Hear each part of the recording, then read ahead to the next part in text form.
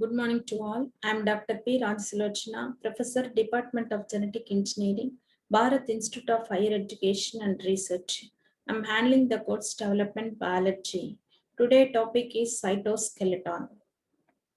In the cytoskeleton, there are the various subtopics are there. The first subtopic is assembly and dynamic structure of actin filaments, microtubules and intermediate filaments, effects of drugs on filament polymerization, regulation of cytoskeletal filaments, molecular motor proteins. Various molecular motor proteins are involved in the cytoskeleton for the relaxation and also the contractions. If we're going to see a topic of the cytoskeleton, the concept involved is needed for many cellular function such as muscle contraction, permitting sperm to swim, immune system. In fact, without the functioning of the cytoskeleton, life would be stagnant at the very most. The inside of the cell is also in contrast motion, and it is the cytoskeleton which provides the means to achieve this too. Two basic things are very important to study or to know the cytoskeleton, that is the cell cycle. There are the two phases are there, mitosis and meiosis. Organelle movements are also important concept in cytoskeletons, and cell movements. The cytoskeleton is built on three types of protein filaments. First is actin filaments, second is intermediate filaments, next is microtubules. This diagram represents the different types of the filaments, intermediate filaments, microtubules. Next, intermediate filaments, if you are going to see, there are have the great tensile strength, enable cells to withstand the mechanical stress associated with stretching, called intermediate because the diameter is 10 nanometers. It's a very toughest and most durable of the three types. Found in the cytoplasm of most animal cells, surrounding the nucleus and extending out into the cytoplasm. It's found in extensively at tight junctions.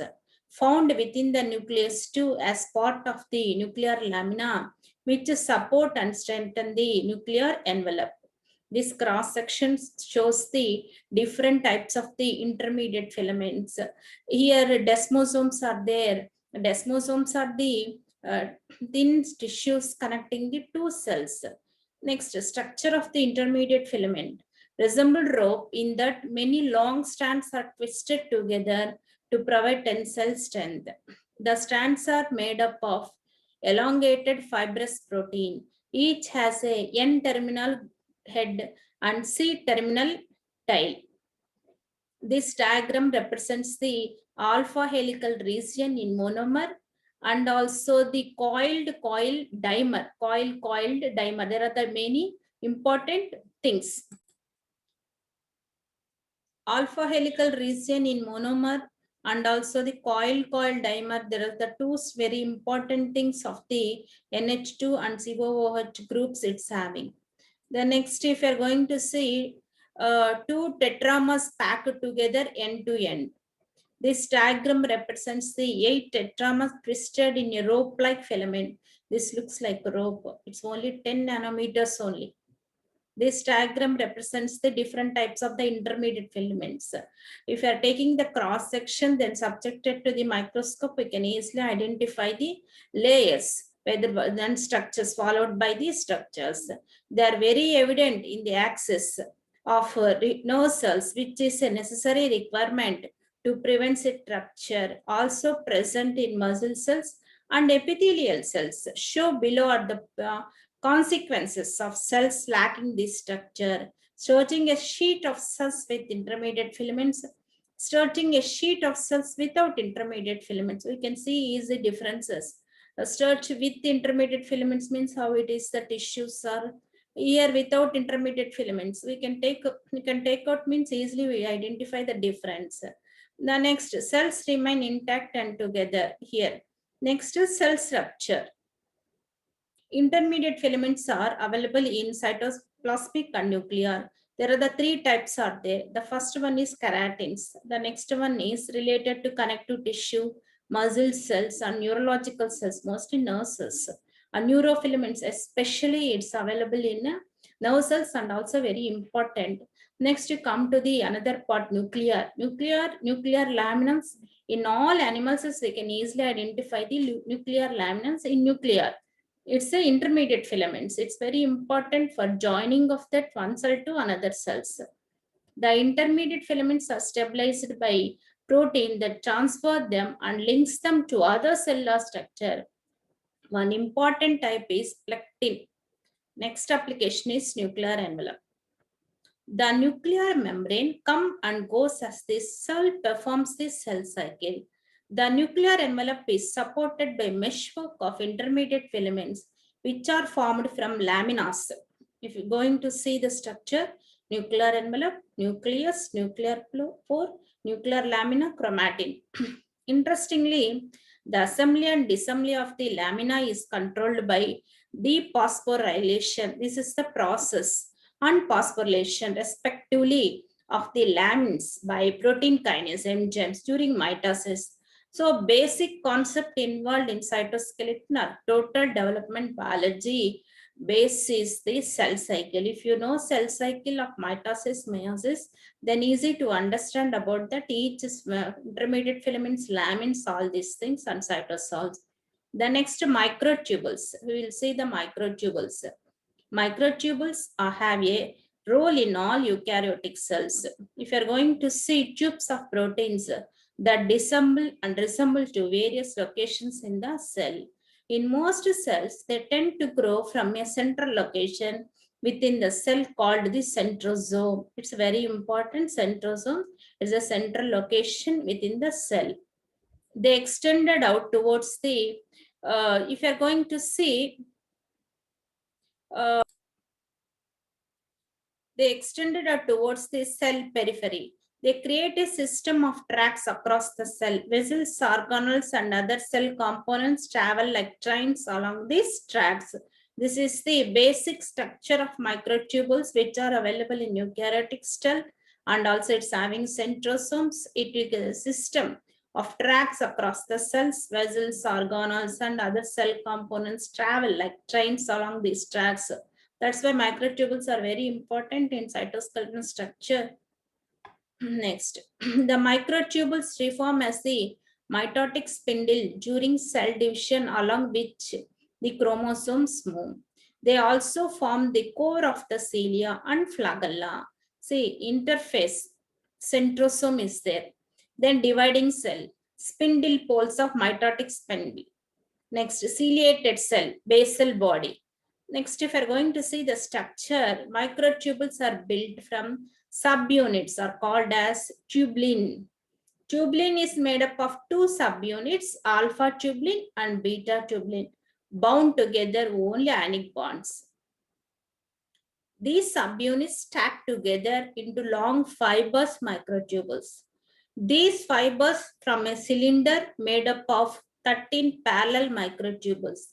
Each is called a protofilament. These protofilaments have a polarity. At one end, there are just free alpha tubulins. This is known as the minus end. At the other end, beta tubulins are available. We used to call plus end.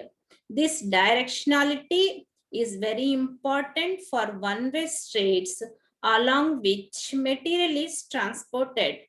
This diagram represents the tubulin microtubulin subunit. The microtubulin subunit is nothing but tubulin heterodimer. Heterodimer. It's having plus end and minus end. This diagram shows the lumen subunit. This diagram represents the only 10 nanometers cross section. Next, centrosome. Microtubules are formed by outgrowth from the specialized organizing center which controls the number of microtubules formed, the location of these microtubules, the orientation of the microtubules. It is known as the centrosome. It is typically present on one side of the nucleus. We could not able to find everywhere this one. It is a complex structure composed of gamma tubulin subunits. It does contain the centrioles which are not involved in microtubule formation. Nucleating sites, rings of the tubulins, pairs of new centrioles. Microtubules growing from tubulin ring complexes of the centrosome. This diagram shows the how it will grow tubulins from the centrosome. Here centrosome is there, it's growing like this. The microtubules grow and contract in a dynamic fashion. This is known as dynamic instability. It is not static, it's a dynamic and use a great deal of ATP. ATP is cell energy, which is very important to perform functions and do the functions. Microtubules carry cargo along their lengths. Example, only one example here we presented. Nerve cells. This one is nerve cells, very important. Axon terminal, cell body, microtubule. This is axon, axon terminal. This diagram represents the cross section of the nerve cells, which are having the different parts. Major part is axon. It's having the axon terminal. It's also having the microtubule. Then cell body. It's a outward transport, how it's transporting. Next, motor proteins. Microtubules have a lot of associated proteins, very important. One class are the motor proteins, which bind to both actin and intermediate filaments. This will act between the actin and intermediate filaments that are called as motor proteins. They use the energy of ATP hydrolysis to travel along the filamentous. They attach with their globular end to the filament. They attach their other end to the cargo they carry. Dozens have been identified. They differ in the, then many motor proteins means how we will differ based on the cargo. They bind and the direction they travel. Kinase move towards the plus end. So these are the motor protein, types of motor proteins. So if you're going to see, some proteins are towards the plus end. Some proteins are towards the minus end. So it's having the plus end and minus end. Binding by ionic bonds. This is diagrammatic representation of the microtubule, which are having the minus end, which are having the plus end. Its length is 10 nanometers only. It's having light chains and also the heavy chains. This is the microtubules and also the how that this type of the protein kinases and how it will forward for minus end or west end. So that's very important. The forward, whether minus end or also the next. Cilia and flagella contain stable microtubules, and cilia are small outgrowths on the cell surface that beat to move fluid across the cell mucus in the lungs. Flagella are longer structures that provide the entire cell. The microtubules of these two structures are slightly different in that they have 9+2 arrangement, very important, and also standard structure. 9+2 is the standard. So if you're going to see this microtubules, outer doublet microtubule, this is the outer doublet microtubule. It's having various types. It's having the various types of the in isolated doublet microtubules. This diagram shows the microtubule sliding, how the energy will transfer one to another. If you're going to see microtubule, how to it's bending based on the relaxation, based on the contraction, it's having the flexibility. Next, actin filaments. Actin filaments found in all eukaryotic cell. Very important basic character of the eukaryotic cell is the cells which are having the actin filaments, essential for movement, for dividing, crawling, unstable dynamic structure. It's a dynamic structure, but unstable, it will change. Also able to bind with a whole bunch of alternative actin binding proteins to allow them to serve a variety of functions. Of course, it's having an unstable dynamic structure, but it will show different functions. Act like the internal muscles of the cell, pulling the cell into various shapes. They are thin and flexible, about 7 nanometers in diameter. Each is a twisted chain of identical actin molecules, all pointing in the same direction. So they have a plus and minus end also. It's very important factor of the filaments, plus and minus. Then easy movement, easy for the proteins, which end they have to move much longer than microfilaments in total length, as there are many more subunits of actin in the cell than microfilament subunits. If we're going to see, these are the different cross sections of the filaments, various type of the filaments we can see with the diameters. If we're going to see this one is actin molecule, which are the minus and plus end, then only easy the which some proteins will move to minus and some proteins will move to plus and based on the functions. This is actin cortex, which are having the leading edge, and also the under tension. If you are relaxation means it looks like that. If you are under means it will suppress movement of unpolymerized actin. So based on the moment, so relaxation and also the contraction. Actin polymerization at the pulse and the plasma membrane. So if you're going to see meiosis two, movement is different. For the based on the action, movement is different. It's a relaxation, tension, and contraction. So everything is depending on the movement. The next, all actin dependent motor protein belongs to the meiosis family, which is use ATP hydrolysis to generate movement along the filaments. Very important. Muscles belongs to the myosin 2 subfamily of myosin. These have two ATPase heads. A cluster of these bind together to make the myosin filament. This is the myosin 2 filament, bare energy. Meiosis head, meiosis 2 molecule. It's only 150 nanometers, but it's having two end, head and also the tail. This is the plasma membrane. Myosin 2 is surrounded by the plasma membrane. If you're going to see thick filament and thin filament, myosin filament, actin filament, it's having the jet disc. The jet disc is the in actin filament based on the sarcomere.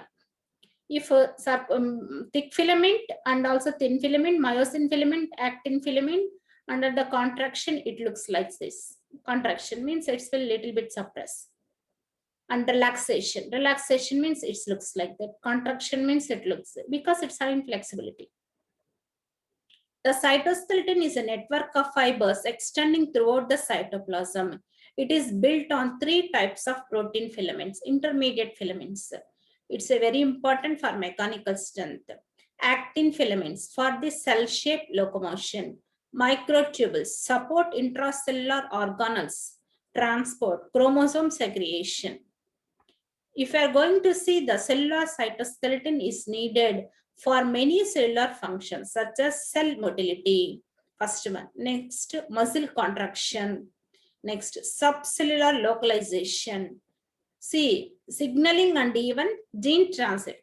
Proteins that make up the fibers are very similar in all living things, from bacteria to humans. Proteins are very important, make up with the fibers. Example, tubulin. Also we can able to see tubulin. Eukaryotics are exclusively we can see actin. See the difference. See, the cytoskeleton is ancient, essential for life to give the structure, for also the relaxation, for the contraction, for all function. It's a dynamic, it's showing many function. Sometimes it will act as unstable dynamic nature, sometimes it will show the dynamic nature also. If you are going to see it, cytoskeleton involved in essential cellular functions. Cell is very important, basic unit of the whole organism. So modified cytoskeleton structure and organization are associated with a large variety of diseases, including different types of cancers and neurodegenerating diseases. Now diseases means memory loss. Example one, we will discuss about that one. Immunolabeling of cytoskeleton elements and assessment of the cytoskeleton structure and represent a potent diagnostics tool. This is the tool. If some person is not able to remember anything, means some malfunction of the cytoskeleton. This is one tool of the diagnosis. Example for that one is AD disease, cytoskeleton disorder. AD disease is Alzheimer's disease. Destroys cytoskeleton structure in neural axons, impairing cell-to-cell communication. This condition is responsible for loss of memory in AD disease. So cytoskeleton. So if you want to identify that memory loss means you have to take the cytoskeleton as a diagnostic tool. The next, intermediate filaments. The role of intermediate filaments in cytoskeleton and also the functions in living organisms. This diagram represents the consequence of losing intermediate fibers, stretching a sheet of cells with intermediate filaments. Stretch means how, if stretching with intermediate filaments, cells remain intact and together. This is assumed. Without intermediate filaments, see, cells will rupture. So intermediate filaments is need to give the connection between one cell to another cell. Otherwise, what will happen? Cells will become rupture.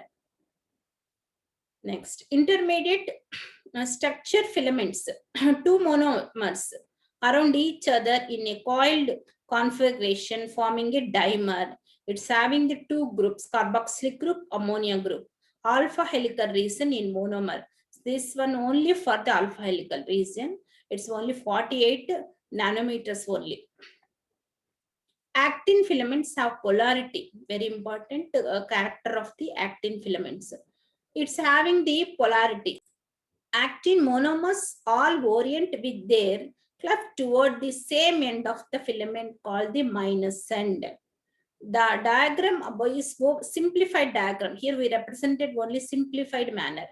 Actin monomers spiral around the axis of the filament with a structure resembling a double helix model. Looks like the double helix model, which are having the actin ADP, actin ATP. ADP plus phosphate is converted into ATP. ATP minus phosphate is converted into adenosine diphosphate. This one is adenosine triphosphate energy, cell energy. Next, the tetramers associated together end to end and side by side by non-covalent interactions. Here, with what type of the interactions are involved is only non-covalent interactions.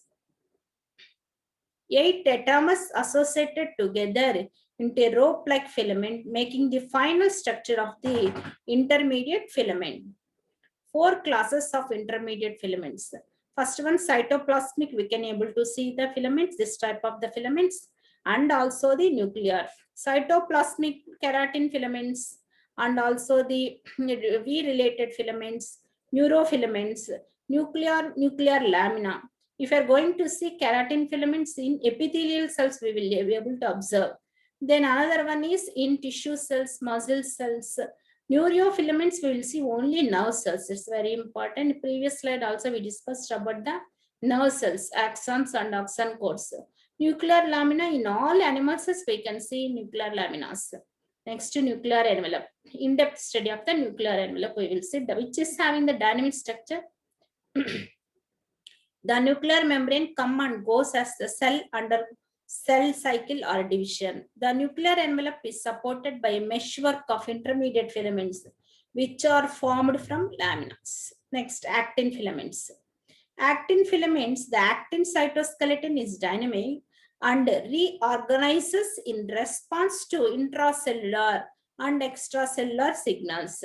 The polymerization of actin can provide forces, extinction of cellular process, movement of some organelles. It's an actin found in all eukaryotic cells. This is the exclusive character of eukaryotic cell. Actin represents approximately 5% of all the protein found in a cell. This is about 10 to 20% of the soluble protein fraction of a cell. Hundreds of proteins regulate organization of actin. See how many proteins will regulate the organization of actin is hundreds. It's a bound to many membrane proteins. It's having that. This diagram represents the actin filaments form many different cellular structures. Actin also able to bind with a number of alternative actin binding proteins to allow it to serve a variety of functions. Proteins associated with the actin cytoskeleton produces forces required for cell motility. Cell motility is a fundamental essential process for all eukaryotic cell. Actin is expressed in cytoskeleton protein. It's a essential and also the character of the eukaryotic cell. It's having the monomer called G-actin, a filament polymer called F-actin. This is the three-dimensional diagrammatic representation of G-actin, which are having the ATP and also G-actin.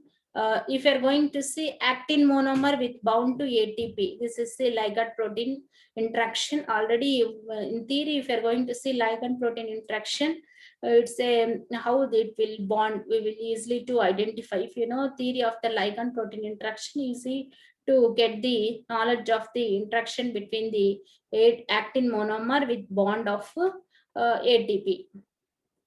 G-actin has subdomains 1 to 4. It binds to ATP along with magnesium ions within a deep cleft between subdomains 2 and 4. See, here in the subdomains, there are the two types.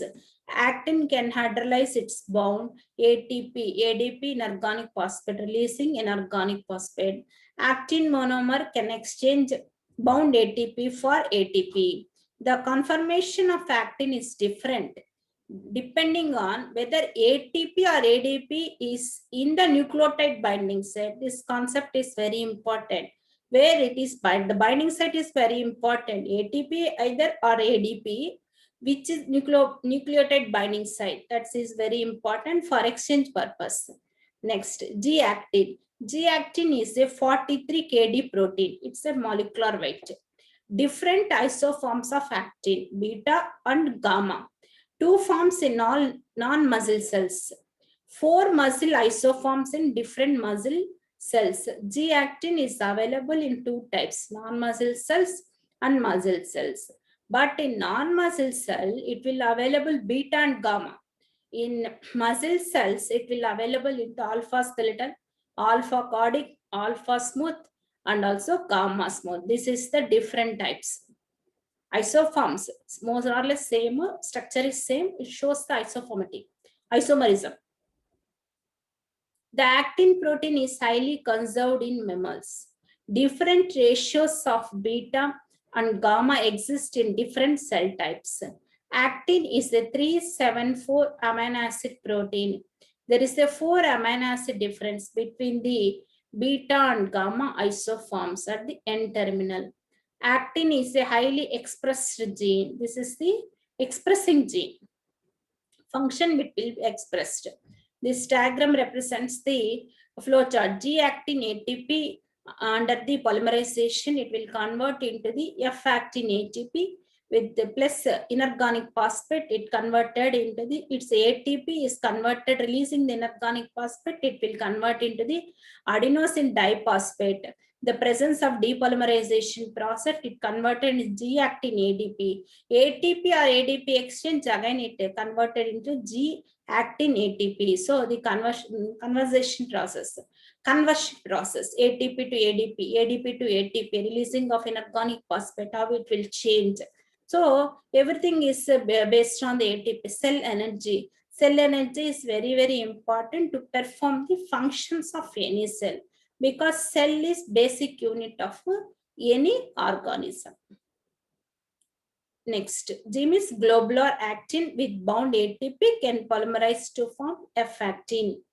F-actin may hydrolyze ADP is ATP gives rise to ADP plus inorganic phosphate. ADP release from the filament does not occur because the cleft opening is blocked. G-actin can release ADP and bind ATP, which is usually present at high concentration than ADP in the cytosol. This is the representation of this flow chart. F-actin microfilaments. Now we discussed the G-actin. Now we come to see the F-actin. They are thin and flexible, about 7 nanometers in diameter.